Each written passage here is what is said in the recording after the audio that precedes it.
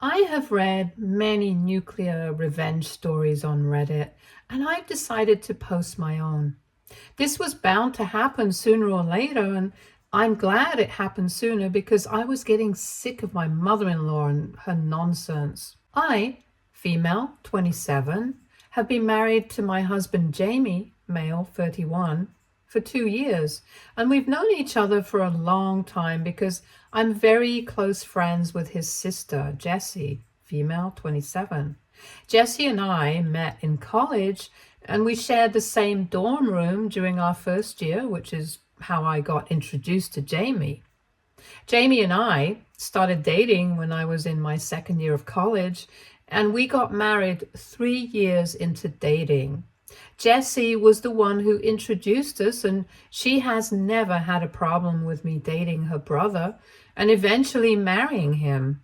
She and I are still very close to this day, and my relationship with her is separate from my relationship with my husband and vice versa. I don't involve her in our marital issues, and I don't involve Jamie in our friendship issues. I know these boundaries are hard to draw and maintain, and with such close bonds and close proximity to each other, there's a tendency for these boundaries to get blurred. But I try my hardest to ensure that none of that happens. I'm grateful that if it does happen, my friend and my husband are wise enough not to engage in it. I'm not saying that I've handled this dynamic perfectly. I'm sure I've made mistakes and slip ups, but overall, both of these relationships are strong and we deal with things very maturely. I'm very close with his family. Jessie and Jamie have a younger brother, Joey, male, 24. The three of them are quite close, and so am I with them. Jamie really loves his siblings and tries his best to look out for them because their dad left their mom when Joey was 16. To be honest, none of the kids blame their dad, let's call him Frank, because their mother is a literal nightmare to live with. The custody agreement for Joey was that he would live with his mother with visitation from Frank. Joey wanted to go with Frank, but since mother-in-law is the textbook definition of a narcissist, it would have been very exhausting for him to make the move. The siblings and Frank together decided that it was best if Joey stayed out for the next 2 years, and then he would be free to move out and do whatever he wanted. Jessie and Jamie went to meet him regularly, so it wasn't very difficult for Joey to get through those 2 years. He's been low contact with mother-in-law ever since he left for college. Mother-in-law has had loud complaints about this for years and years, but I think being the youngest, Joey had to bear the brunt of mother-in-law's craziness, and he's just done. Jamie and Jessie still put up appearances to at least try to seem normal to the world and to mother-in-law, but Joey just doesn't care, and I understand. When Jamie and Jessie were kids, their dad was always around. Plus, Jamie had the three of them. When Jamie went to college, Jessie had Frank and she had Joey. But during the last 2 years of school, Joey had to face everything alone. No matter how much Jamie and Jessie traveled, the fact was that Joey was alone with mother-in-law. And because of those 2 years, he says he's had a lifetime's worth of interaction with mother-in-law, so he wants to steer clear of her. Jamie and Jessie feel very guilty about the entire situation with Joey, and I'm not saying they shouldn't. The kid was bound to have it rough with someone like mother-in-law, so they cut him a lot of slack and do the damage control with mother-in-law. I had a good relationship with mother-in-law until the time I was only Jessie's friend and not Jamie's girlfriend. When Jessie went back home, I used to go with her sometimes. I used to hang out with mother-in-law then, and things were really cool between us. So much so that I genuinely felt Jessie was exaggerating her antics to me. But I guess that's the true sign of a narcissist. Her act was so good that anyone could fall for it, and I did too.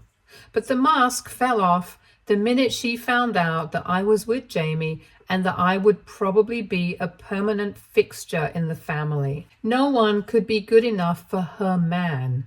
Yikes, I know. She had to find fault with everything I did from then on. Nothing was ever good enough. She always had to upstage me, always had to create a scene. And thankfully, Jamie is the kind of guy who always took a stand for me and shut down her nonsense. No questions asked.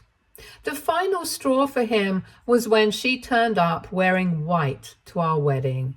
I had alarm bells ringing in my head, but before I could do anything, Jessie and Joey had sprung into action. Joey accidentally dropped a bottle full of red wine on her white dress, and Jessie ran to help out her poor mom change into new clothes. But we never saw her again at the ceremony. Jessie had promptly locked her inside her room to ensure she didn't start anything else. All of us got a lot of crap from her after that, but at least my wedding was saved.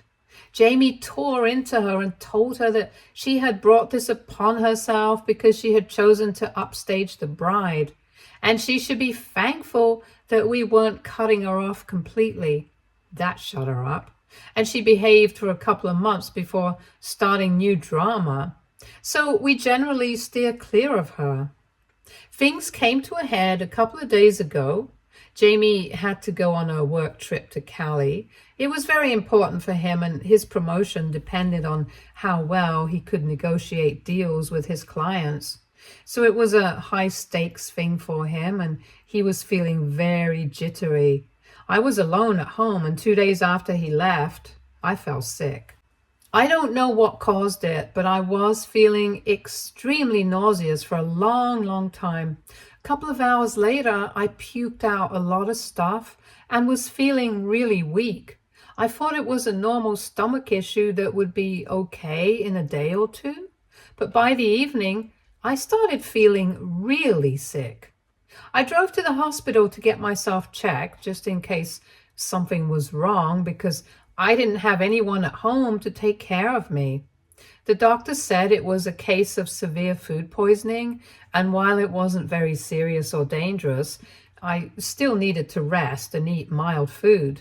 When I told him that I had no one at home, he advised me to get admitted to the hospital for a week so that I could recover and not strain myself.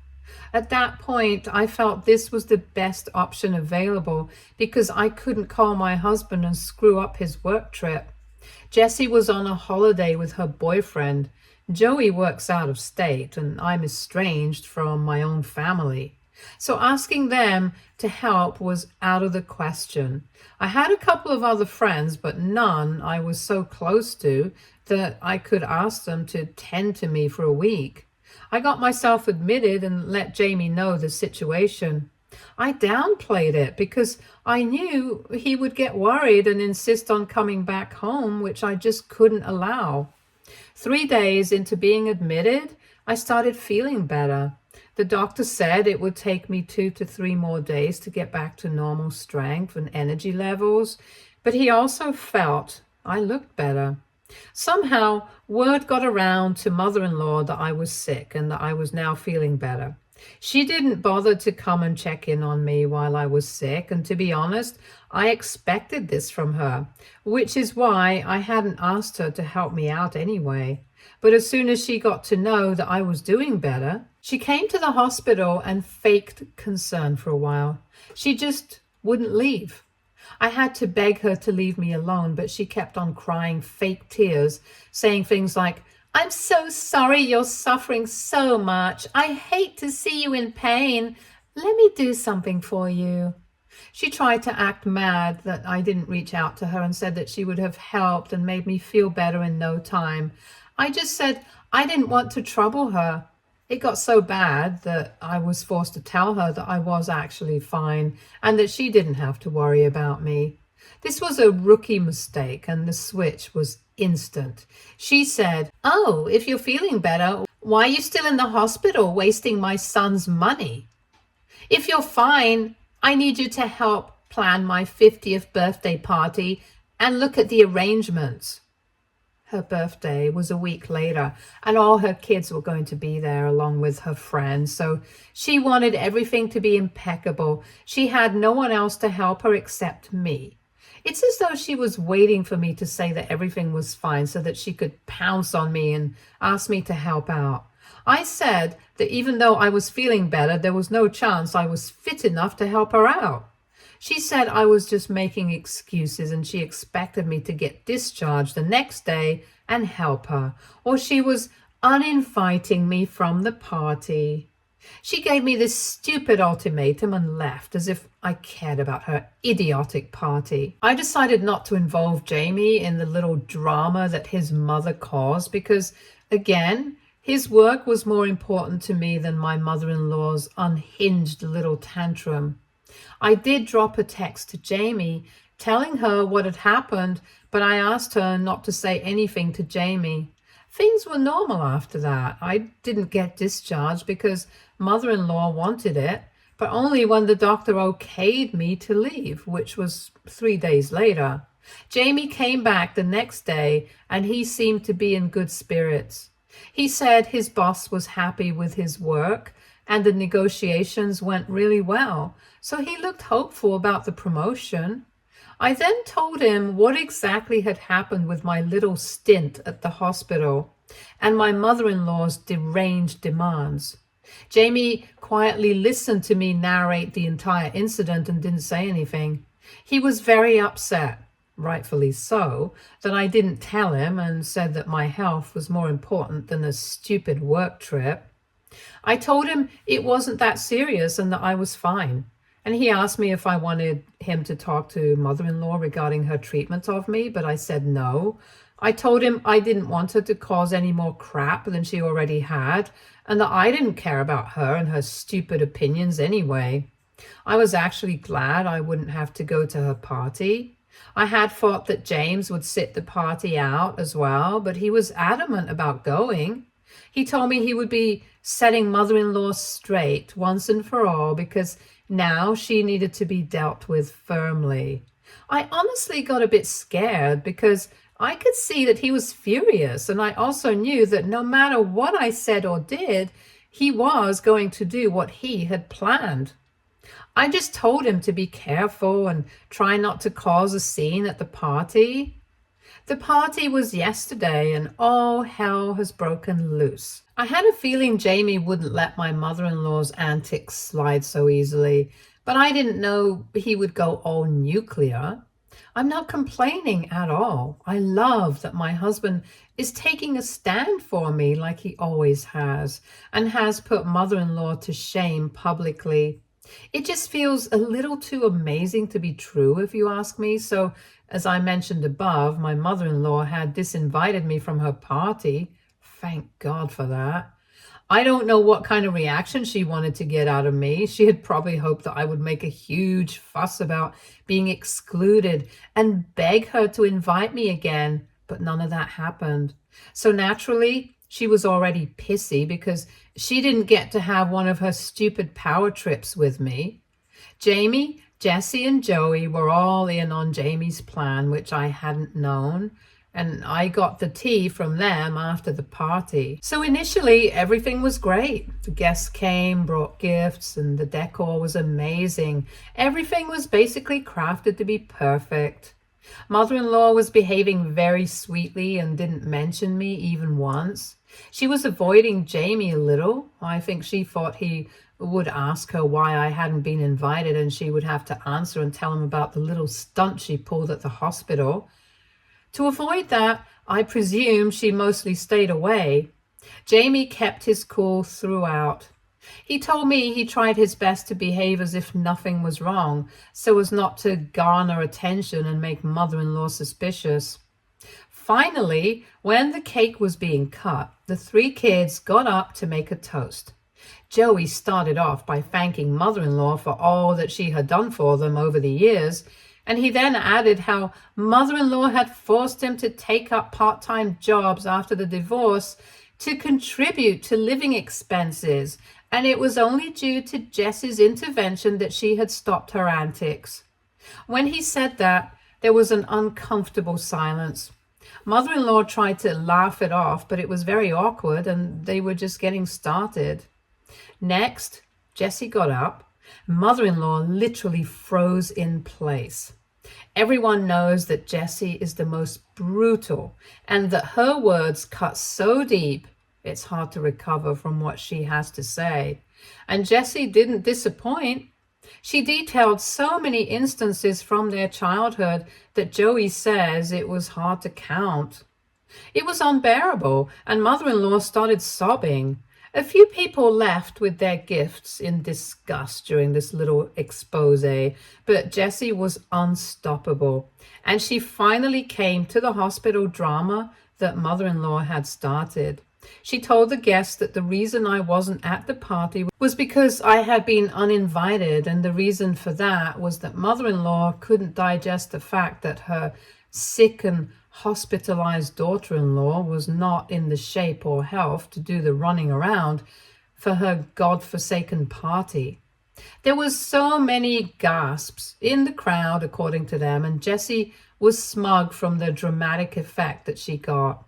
Mother-in-law was hysterical by this point, yelling and screaming that she couldn't believe her own children would do this to her, especially on one of the most special days of her life. Cue Jamie. He went over to her, gave her water to drink, and asked her to calm down. She felt a little better, not knowing that this was all part of the setup that the three had laid for her. She said she knew only Jamie was the nice one of the lot, and the others were rotten like their father.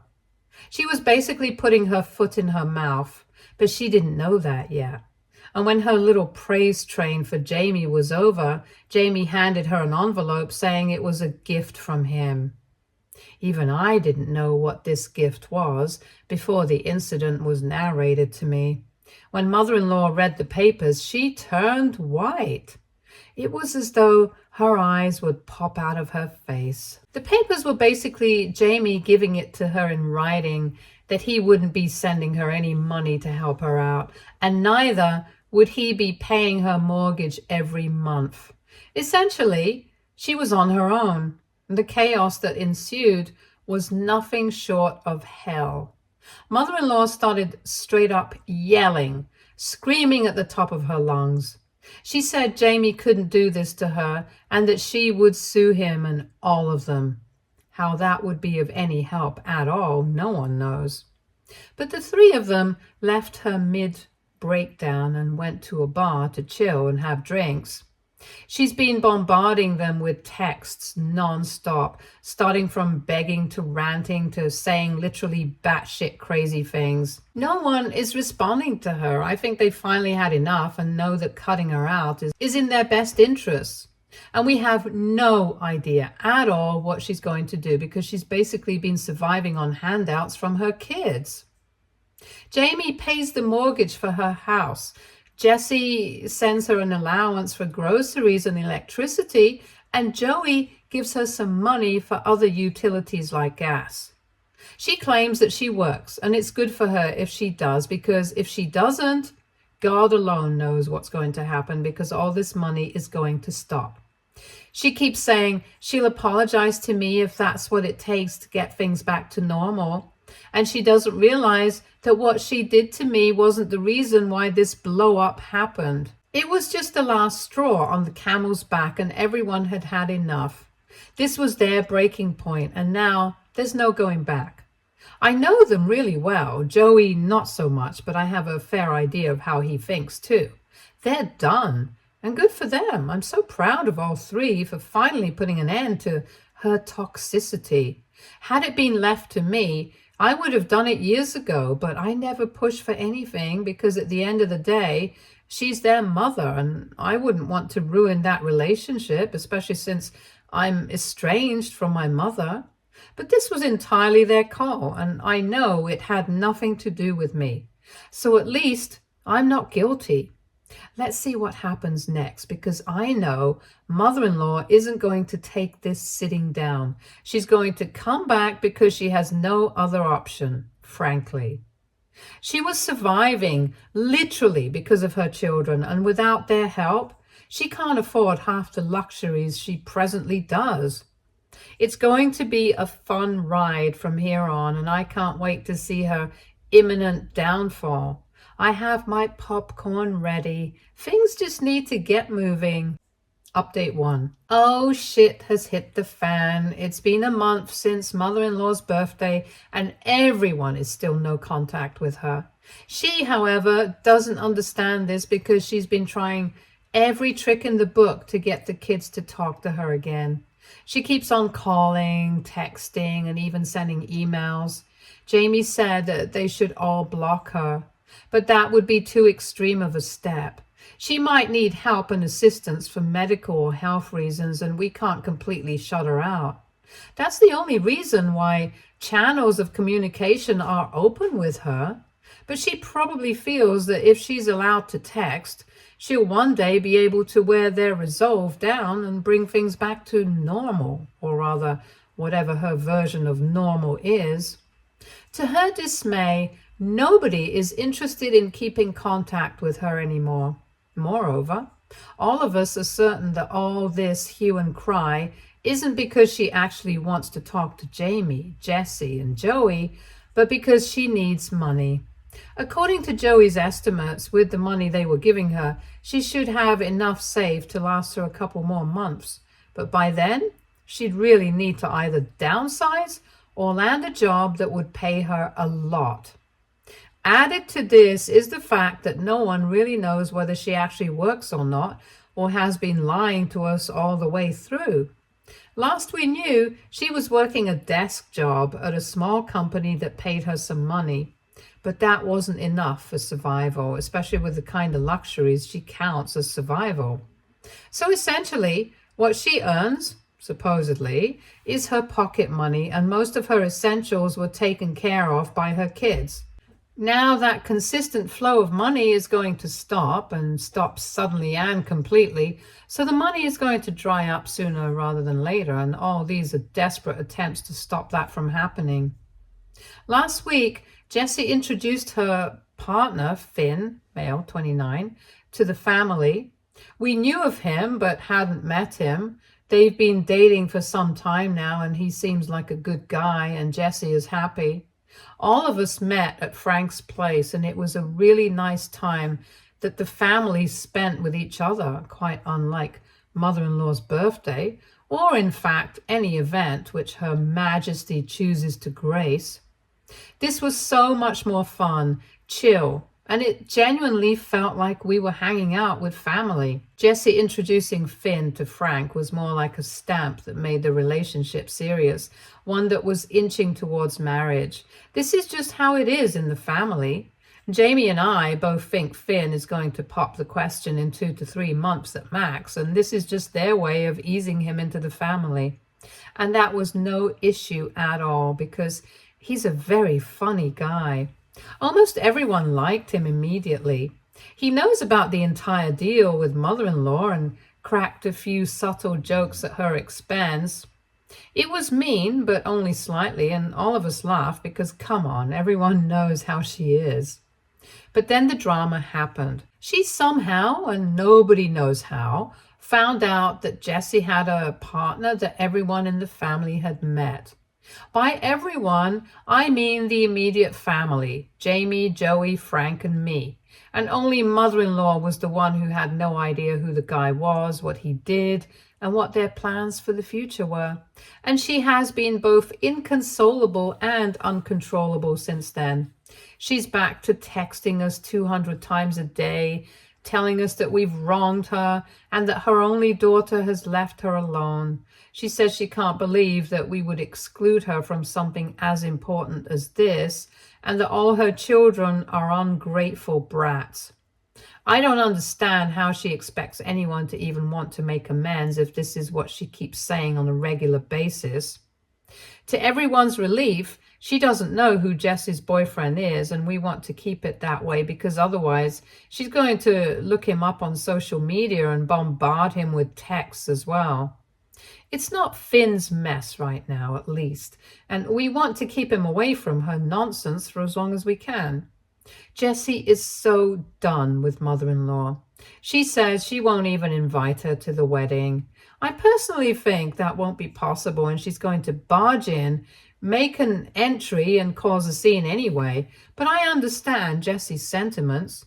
She tried to upstage me at my wedding and she sure as hell would want to upstage Jessie at hers. For my wedding, she was mother of the groom and therefore needed special treatment. For Jessie's, she's going to be mother of the bride and would make the day all about herself instead of the couple. So it's in everyone's best interest that she's kept in the dark, but that's going to be very difficult. Anyway, we'll cross that bridge when we get there. I hope this is my final update because I don't want any more drama. But with the way my mother-in-law is, we can never really say. Update 2. Jessie got engaged. It took Finn only a month to pop the question, and I think Jessie was anticipating it. We're all so happy for them. Finn already feels like family, and we're all in regular touch. He hangs out with Joey a lot, and they share similar interests, so it's great. We've been getting closer to Frank too, and this has been possible largely because we don't have mother-in-law's looming presence over our heads. She doesn't know yet that her only daughter is engaged, and we're trying to keep everything very low-key for now so as not to garner attention. Jessie wants the wedding to happen soon, and we're all diving headfirst into the planning. By all, I mean me and a few of Jessie's other friends. On the mother-in-law front, her texts have stopped coming as of now. I think she's finally reconciled to the fact that she's been cut off completely, and begging in front of her kids isn't going to give her anything. So she should rather just focus on improving her living situation. She's put up the house for rent and is probably using the rent to pay off her mortgage. At least I hope that's what she's doing, because if she's blowing up the rent, then she's an absolute ass. And nobody can save her. She's moved in with her sister for the time being, but I'm sure that's a temporary arrangement as well. No one can stand being near her for long periods of time. I genuinely wonder how Frank did it for all these years. The house is still in her name, though. If she manages to pay the mortgage, then the house stays in her possession, which, to be honest, I'm quite salty about. She could afford it only because Jamie funded her for years, and now she gets to behave like an a-hole and still walk away with the house. Seems quite unfair to me, but it is what it is, and I can't help it. But as long as she stays away and doesn't cause any more problems, she can have the house to herself. The peace of mind of the family is much more important than that house anyway. Update 3. Mother-in-law found out about Jess's engagement. Word somehow got to her sister, and now she knows as well. We try to be as discreet as possible, but news like this has a way of spreading, I guess. But Jessie is sick and tired of her nonsense now, and she's already stressed about all the wedding planning, and she can't handle mother-in-law on top of this. So the minute that mother-in-law sent her a scathing text about keeping poor old mom in the dark, Jessie called her up and tore a new one into her. She told mother-in-law in no uncertain terms that the omission on her part was deliberate because she didn't want mother-in-law to be a part of the celebrations. And she also told her that she wouldn't be invited to the wedding whenever it happens.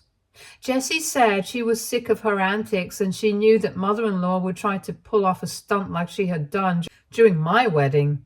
Jessie was furious, and it was as though she was unloading years of pent-up anger. I don't think she even allowed mother-in-law to get in a single word. Not that I blame her. Her victim complex can make anyone want to puke. I think the reality check was much needed, and if mother-in-law has even a shred of self-respect, she's going to stay away. Jessie was downright rude, and that was required because there's no other way to make mother-in-law understand that we're exhausted. We don't want her near us. Jessie has blocked her and asked us to deal with any emergency with mother-in-law, and that she will unblock her only after the wedding. I think the mother-in-law situation is finally over, and we can all look forward to the next chapter for the family. Stay tuned for more stories from our girl relationships.